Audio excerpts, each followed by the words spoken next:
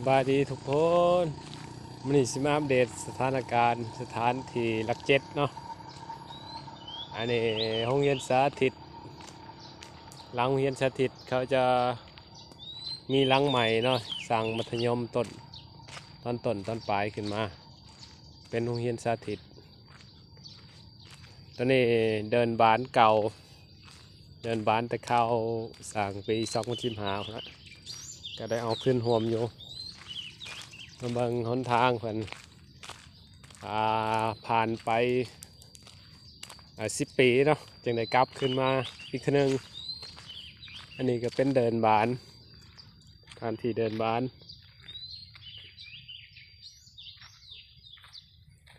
แล้วสิเราเลาะไปทาง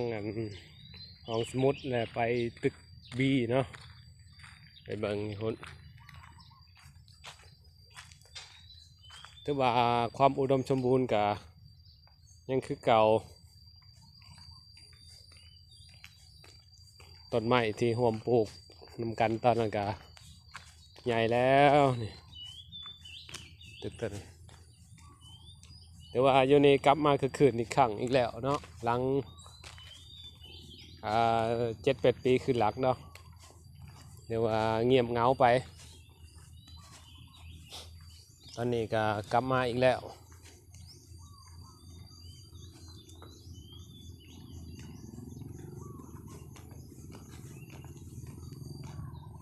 เดี๋ยวชีหอดตอนนั้นก็ชีอัปเดตแต่ละตอนให้เบิ่งตอนนี้เป็นโรงเรียนประถมสถิตเนาะนี่คือว่าได้ป้ายใหม่แล้วเขาก็ได้ตกแต่งประดับประดาโรงเรียนยังหลังเก่าจุดบอลเคยปลูกใหม่นี่เนาะจุดที่ว่าเป็นหมอไม้ให้ในระยะนั้นก็ใหญ่พอชำนีและใหม่กัน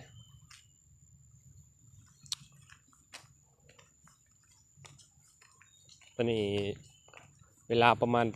7 โมงกว่า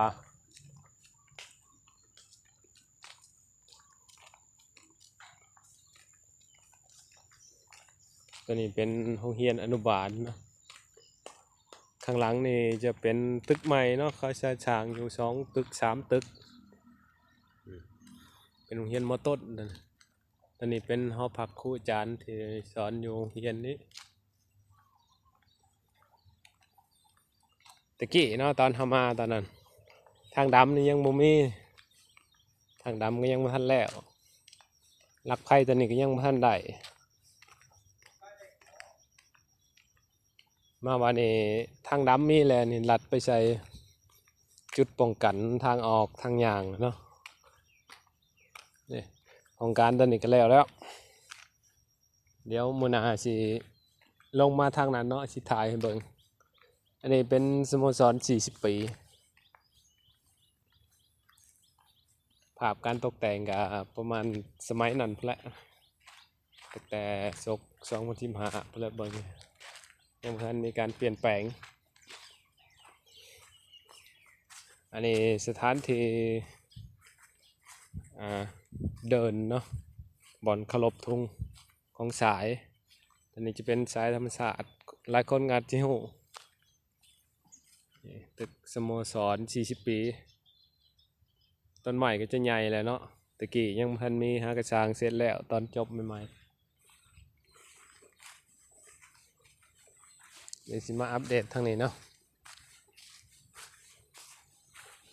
นี่ทางยางเขาก็จะมีโฮมใหม่งาม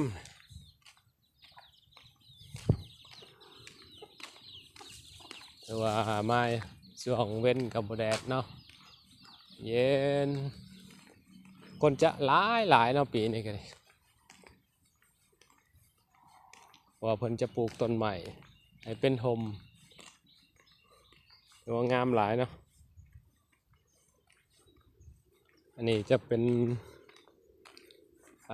บ่อนรวมทุ่งของสายธรรมศาสตร์อันนี้อ่างนำประปาเก่าเนาะตัวนี้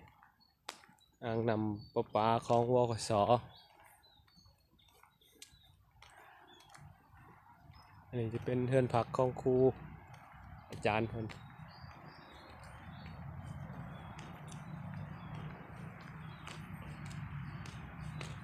นี่ก็หลายคนก็ได้มาแล้วเนาะมาแต่เช้าแต่เช้า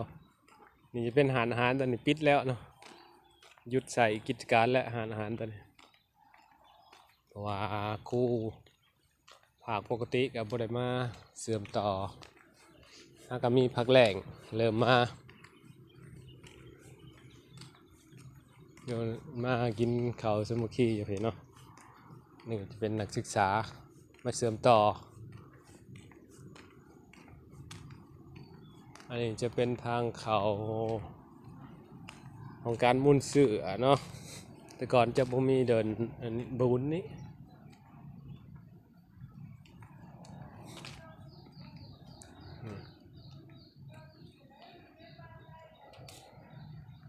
ตอนนี้แมนจะใหญ่ไปแล้วเนาะใหญ่เข้าไปตึกอยู่เทิงครูอาจารย์เพิ่นกินข้าวเช้า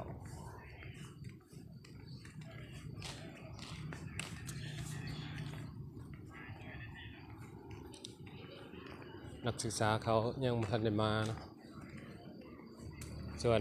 อาหารตัวนี้ก็ยังใส่บริการคือเก่าเนาะอันนี้จะเป็นห้องสมุดเนาะ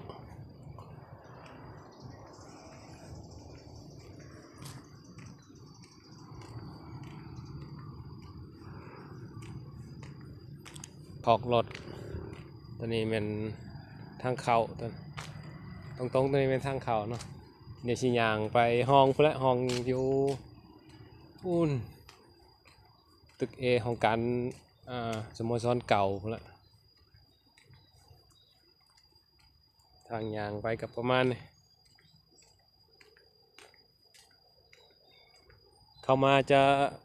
ช้าๆจะหน่อยรถจะเต็มเลยเนาะบนขอบตัวนี้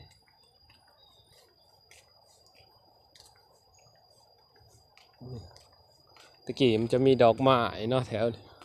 อันนี้เป็นตึกทรายธรรมศาสตร์มีหังผึ่งเลยเพิ่งเคยมาอยู่เนาะอยู่ห้องสมุด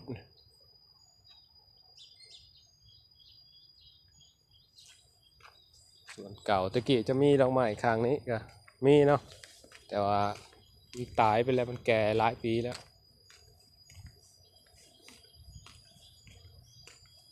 ตัวนี้จะเป็นตึกภาษาอังกฤษเนาะกับด่านนั้น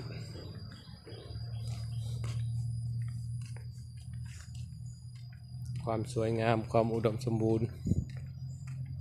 ของสถาบันเนี่ยอยู่หันจะเป็นป้ายต้อนรับ ในตะกี้เนาะบอลนี่จะเป็นบอลเฮียนคอมแต่บ่ฮู้ช่วงนี้ยังใช้บ่หรือบ่ตึกนี่เป็นบอลเฮียนคอมพิวเตอร์ตัวนี้จะเป็นตึกของสายสังคมเนาะเป็นสถานที่ต้อนรับนักศึกษาโอ้นักศึกษายังพันมานะหรือว่าแต่เช้าอยู่มื้อนี้ออกมาอัปเดตให้เบิ่งเนาะตึกก็จะแถวนี้จะเป็นตึกเก่ามันเนาะตึกแต่โดนๆเลยแหละเบิ่งสภาพแต่ว่าตะกี้เขาสร้างเขามีคุณภาพสูงในการรับเหมาก่อสร้างเนาะนี่อันนี้ก็เริ่มมาตอนนั้นจะติดทางเหล็กเก่าเนาะโอ้นักศึกษายังบ่มีอ่ะมาแต่เช้าพุ่นแล้วก็เริ่มทยอยมาเนาะ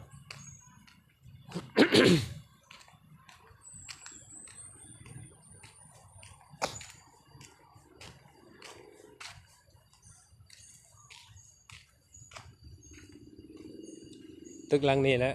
บอนเฮียนเนาะนี่เป็นสโมสรเก่า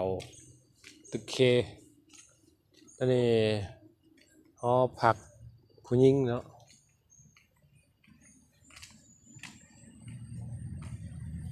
ว้ายมาแต่เช้า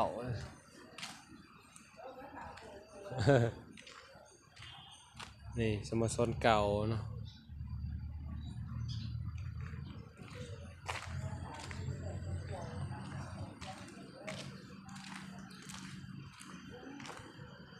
อันนี้ก็จะเป็น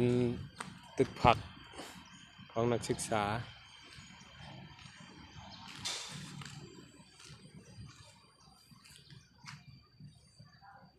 การอัปเดตกับสีได้ชำนี้เนาะด่านนี้ส่วนห้องเฮียนกันนี่แหละสันฉลางเนาะสันลุ่มสายเทิงก็จะมีปีสองปีสองปีสามปีสี่นักศึกษากำลังทยอยมาเนาะ